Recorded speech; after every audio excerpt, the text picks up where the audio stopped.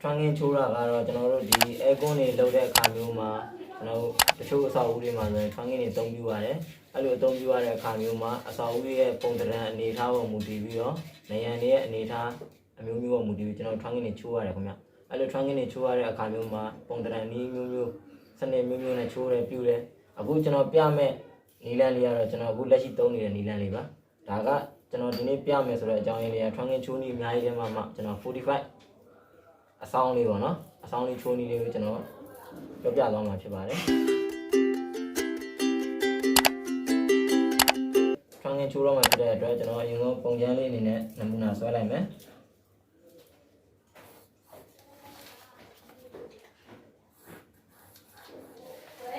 ျွန်တော်45အဆိုင်ဖြစ်တဲ့အတွက်ကျွန်တော်ဒီကနေပြီးတော့ဒီထီကိုကျွန်တော်တစ်ဆင့်ဒီကနေမှတစ်ဆင့်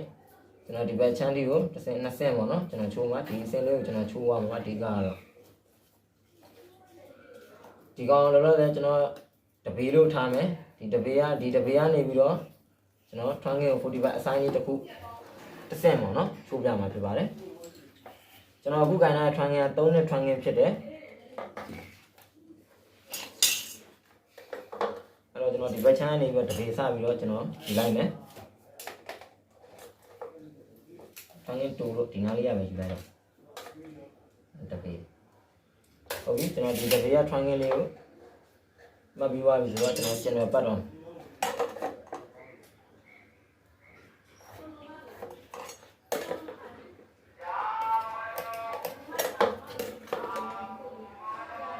ကဲဒါကတော့ကျွန်တော်ဒီကနေပြီးတော့ဒီတန်းလိုက်တာတပေရှိတယ်ခင်ဗျတပေဒီကနေပြီးတော့ကျွန်တော်ဒီဘက်ချမ်း45အဆိုင်လေးချိုးမှဖြစ်ပါတယ်ဒီ trunking က3နဲ့ trunking ဖြစ်ပါတယ်3နဲ့ trunking ဖြစ်တဲ့အတွက်ကျွန်တော်တို့3နဲ့ပြည့်ပြည့်ကျွန်တော်တို့ချက်တိုင်းကြည့်ကြည့်ပါမယ်တိုင်းကြည့်လိုက်လို့ရှိရင်ကျွန်တော်ဒီမှာကြည့်တိတ်မပြည့်ပါဘူးခင်ဗျဒါပေမဲ့ကျွန်တော်တို့အနီးစပ်ဆုံးကယူတယ်ဒီကောင်3လက်မလို့ယူပါတယ်ကျွန်တော်တို့ကအခုချိုးမှာက45ဖြစ်တဲ့အတွက်ကျွန်တော်တို့ကဒီကောင်ကနေပြီးတော့ကျွန်တော်တို့45ဆိုင်တစ်ခုကျွန်တော်လောလောဆယ်ဆိုင်ပြမယ်ခင်ဗျ။ဘာလို့ဆိုင်ပြရလဲဆိုလို့ရင်ကျွန်တော်ရှင်းရရလေးရှိလို့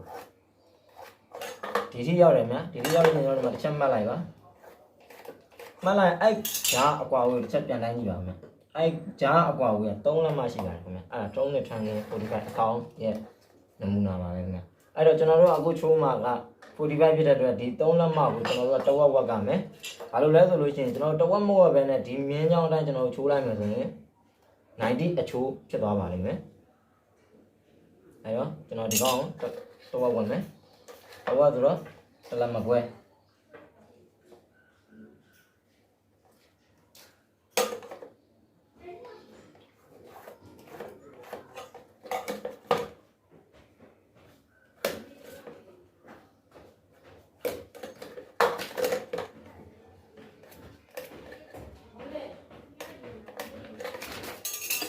တော့ပဲ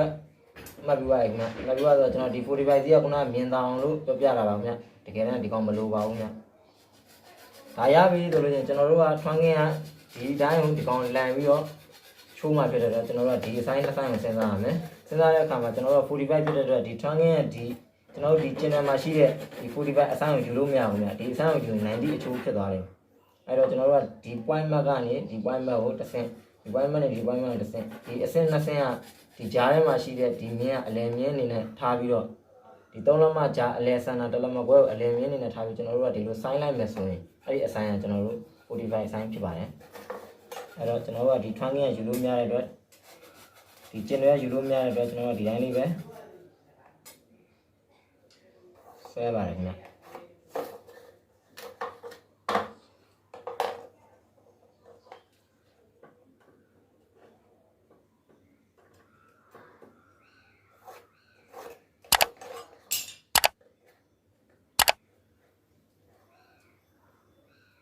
အခုဆိုလို့ရှိရင်ကျွန်တော်အခုယူလိုက်ပြီဒီမှာကြည့်ပါ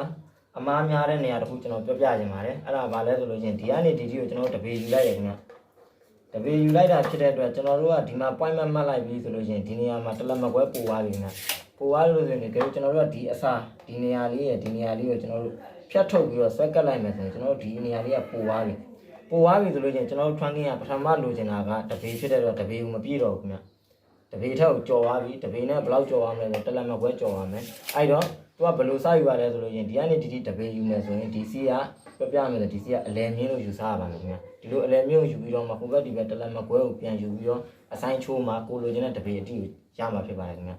အဲ့လိုမဟုတ်ဘဲနဲ့တပေအကျော်မှာမှကိုက3လက်မကိုထပ်ပေါင်းပြီးအလဲကနေတဝက်ဝက်ပြီးချိုးခဲ့မယ်ဆိုလို့ရှိရင်ဒီနေရာမှာရှိတဲ့တလက်မကွဲကပိုသွားပါလိမ့်မယ်အစာအုပ်တော်တော်များများမှာလောက်တဲ့လူတွေတော်တော်များများမှာဖြစ်တတ်တဲ့ပြဿနာကကျွန်တော်နဲ့ပြောရမယ်ဆိုတော့ဒီဟာအဖြစ်များတွေ့ပါတယ်ခင်ဗျအဲ့တော့ကျွန်တော်တို့ကဒီကောင်ကတပြေးမြင်းဖြစ်တဲ့အတွက်ဒီကောင်ကတပြေးမြင်းဖြစ်တဲ့အတွက်ကျွန်တော်ဒီကောင်ကိုအခုရှင်းရှင်းလင်းလင်းယူလိုက်ပြီဒီကောင်အလဲစီးအနေနဲ့ယူလိုက်ပြီအဲ့တော့ဒီဘက်ချောင်းတလက်မကွဲဟုတ်ပြီအဲ့ဒါဆိုရင်ကျွန်တော်ဒီဘက်ချောင်းယူရတော့မယ်ဒီဘက်ချောင်းတလက်မကွဲအနေနဲ့ယူလိုက်ပါပြီ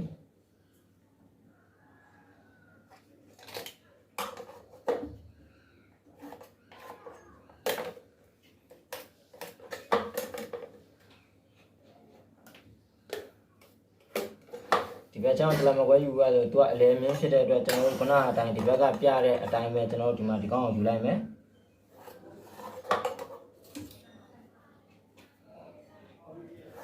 ဒါဆိုရင်အမှန်ဖြစ်သွားပါပြီကျွန်တော်တို့အခုဖြတ်ပြီးလီးထုံးမယ့်အပိုင်းကဒီအပိုင်းဖြစ်ပါတယ်ဒီဘက်ကိုကျွန်တော်လီးထုံးအောင်ပါဒီဘက်ကိုကျွန်တော်လီးထုံးအောင်မယ်ဆိုတော့အကုန်လီးမယ်ဆိုရင်လည်းရပါတယ်မလီးဘဲနဲ့ဒီလိုတစ်ချမ်းကိုဆွဲထုတ်ပြီးတော့နောက်တစ်ချမ်းကကြတော့ကျွန်တော်တို့ရှေ့ရကြီးအောက်ကကြီးဘေးရကြီးမပေါ်အောင်လို့သူ့ရဲ့အစာကိုပဲပြန်ပြီးတော့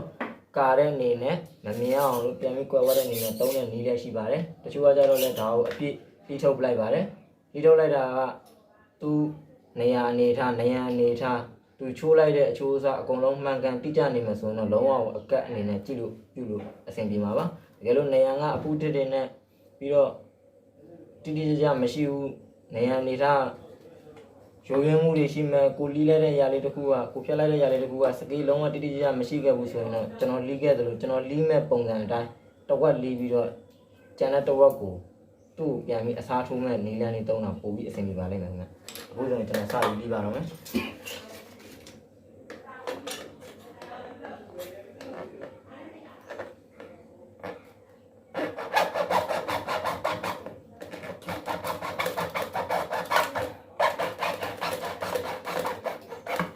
ကျွန်တော်ထောင်းရစလေးဆိုရင်တော့စီး3စီးတွေကအလဲစီးကိုအရင်ဆုံးစလီးပါတယ်ဘာလို့လဲဆိုတော့အလဲစီးကိုလီးပြီးသွားလို့ရှိရင်ကျန်တဲ့တစ်ဖက်ချမ်းကိုမလိုချင်တဲ့ဖက်ချမ်းကိုထပ်ပြီးလီးမှာပါ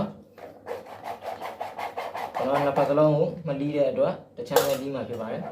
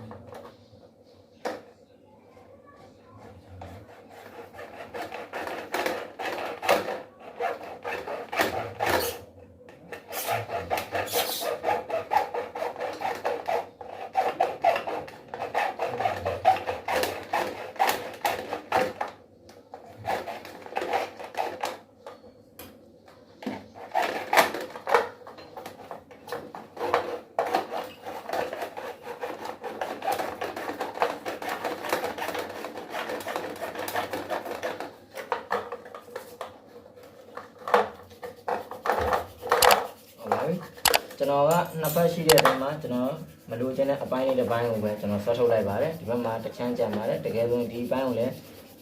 လီးထုတ်ပေးကမှာပါဒါပေမဲ့ကျွန်တော်ကမလီးဘူးဆိုတာကတခြားလိုအပ်ချက်တွေကြောင့်မလို့လိုအပ်ခဲ့လို့ရှိရင်သူ့ကိုသုံးလို့ပြုလို့ရအောင်ကျွန်တော်ကဒီကောင်လေးကိုခြံထားခြင်းဖြစ်ပါတယ်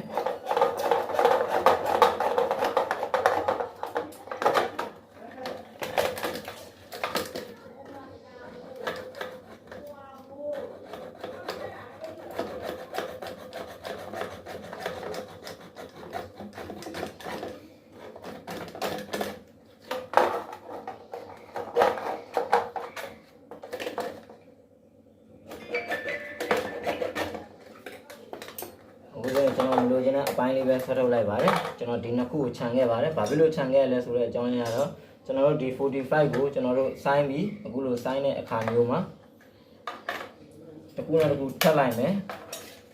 ထပ်လိုက်ရင်ဒီမှာပုံနေပါတယ်ဒီပုံနေတဲ့ခါလေးတစ်ခုကကျွန်တော်ဆွဲလန့်ပလိုက်လဲရပါတယ်တကယ်လို့ဆွဲမလန့်ခြင်းဘူးဆိုလို့ရှိရင်လည်းဖြတ်ပလိုက်လဲရပါတယ်ကျွန်တော်ကတော့ဒီကောင်ကိုခြံပါတယ်ဘာဖြစ်လို့ခြံလဲဆိုလို့ရှိရင်ဒီလိုဆွဲကတ်လိုက်တဲ့အခါမျိုးမှာတစ်ခုနဲ့တစ်ခုကြားမှာဒီလိုနေရာမျိုးမှာ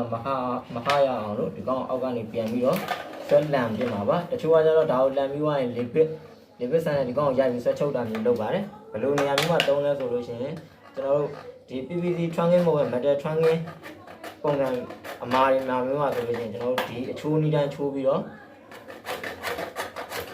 ဒီချိုးနီးတိုင်းချိုးပြီးလို့ရှိရင်ဒီကောင်ကိုလေပစ်နဲ့ရိုက်ပြီးတော့ဆွဲညက်ပြပါတယ် electrical ကြောတွေမှာဆိုရင်အသုံးများတဲ့ပုံစံတစ်ခုပါဒီမှာပါဒီလိုဖြစ်သွားပါပြီဒါလို့ဒီကောင်ကရိုး Trunking ဖြစ်တဲ့အတွက် PVC Trunking ဖြစ်တဲ့အတွက်ကျွန်တော်တို့ဒီလိုထပ်လိုက်တဲ့အချိန်မှာဒီနှစ်ခုထပ်လိုက်တဲ့အချိန်မှာဒီကောင်နှစ်ခုပူးနေပါတယ်အဲ့ဒါမျိုးမှာ Trunking တကယ်လို့အပေါ်ကနေအဖုံးအုပ်ခဲ့မယ်ဆိုလို့ချင်းဒီနေရာမှာအဆင်မပြေပါဘူးအဲ့တော့ကျွန်တော်ဒီຢာလေးကိုလည်းကျွန်တော်ဆက်ဖက်ဖို့လုပ်လိုက်ပါမယ်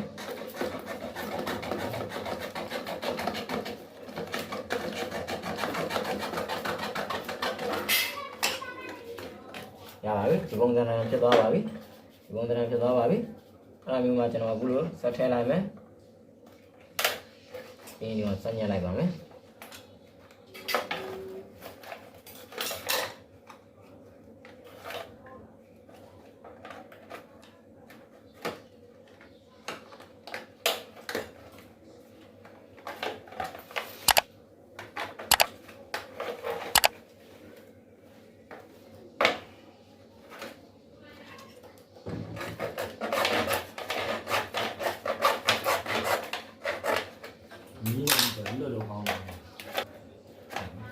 ကဲဒါဆိုရင်တော့အခုကျွန်တော်45အဆိုင်လေးဖြစ်သွားပါပြီပြီးသွားပါပြီအခုကျွန်တော်လွတ်လိုက်လို့ရှိရင်ဒီကောင်ကွာနေရတဲ့အကြောင်းရင်းတော့ဒီကောင်အထင်းချုပ်တွေဘာမှမရှိလို့ဖြစ်ပါတယ်ကျွန်တော်ပြချင်တဲ့ပုံသဏ္ဍာန်ကဒီမှာပါဒီကနေပြီးတော့ကျွန်တော်ခုနကတိုင်းခဲ့တဲ့တပေရှိမရှိကျွန်တော်ပြန်တိုင်းကြည့်ပါမယ်ခင်ဗျဒီအဆိုင်လေးဒီကနေပြီးတော့တပေရှိမရှိပြန်တိုင်းကြည့်ပါတပေတိပါပဲတကယ်လို့ကျွန်တော်ပြောတဲ့အတိုင်းဒီတပေစီးအလဲတက်တဲ့ကိုကျွန်တော်တို့မယူဘဲနဲ့အဲ့ဒီကောင်ကိုအလဲစီးအနေနဲ့မထားဘဲနဲ့တခြားရှေ့ကိုတိုးလိုက်ရင်ဖြစ်ဖြစ်အမားများတတ်ပါတယ်ဒါဖြစ်လေဖြစ်တာရှိတယ်အမားမျိုးဖြစ်ပါတယ်ခင်ဗျဒီနီလန်တစ်ခုက PVC မှာလည်းသုံးလို့ရတယ်လို့ Metal Trunking မှာလည်းလုံးမယ်ဆိုရင်သုံးလို့ရပါတယ်ခင်ဗျအားလုံးကျေးဇူးတင်ပါတယ်